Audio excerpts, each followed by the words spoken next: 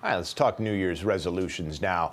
They're all well and good on paper. Actually trying to follow through with them, of course, is a lot harder. I'm not telling you anything you don't know. But joining me more to talk a little bit more about it, about why that happens and what we can do about it, I'm happy to have the Senior Vice President of Hartford Healthcare and the President of Behavioral Health there, Pat Rehmer, whom I've not met yet. Good to see you. Nice to see you, yeah, too. A pleasure to have you on the show.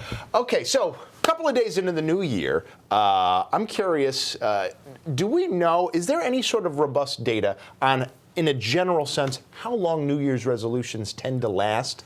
I have trouble finding it. It seems like every study comes up with something different. Right. I mean, I think that there's a lot of studies that talk about which resolutions people tend to lean toward and how to keep them. There's very little, actually, real research about how long people keep New Year's resolutions. Okay. Now, from a behavioral health perspective, I was just talking to you about this a couple minutes ago. I love finding out the way that brains trick it. So we can trick ourselves into either doing something well or not doing something at all. Right. From a behavioral health perspective, do people like you look at New Year's resolutions and roll your eyes and think, oh, here we go again? Is there some sort of fundamental flaw to them, or do you like that people are trying to improve themselves? I like it. I think from a behavioral health point of view, doing things, people thinking about what would I like to do better this year is a really healthy thing for people to do. And I do think some people actually I know people that have made New Year's resolutions and kept them for 30 years. Yeah. You know, if you think about people that give up drinking, for example, a lot of people, surprisingly, give up drinking on New Year's Day. And it works? And they try. It's something that, you know, again, the issue for any New Year's resolution, whether it's eating less, drinking less, exercising more, and by the way, the health ones are the ones that we see the most of, so I want to exercise more, right? Gym memberships go way up. Yes.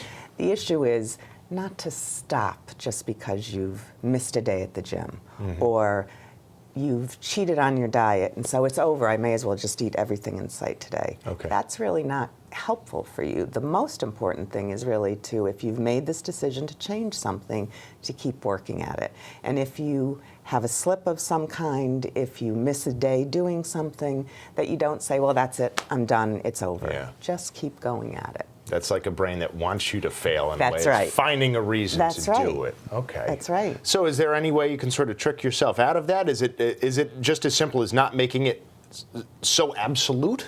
I think that's part of it, but I also think it is important to know that your brain can trick you, especially if it's something like an addiction or something that's been really embedded in your brain. I mean, substances change your brain. Yes. So it's going to trick you into trying to do something else. And I think it's the same for dieting and for exercise. Your brain is going to say, this isn't the most comfortable thing you've done.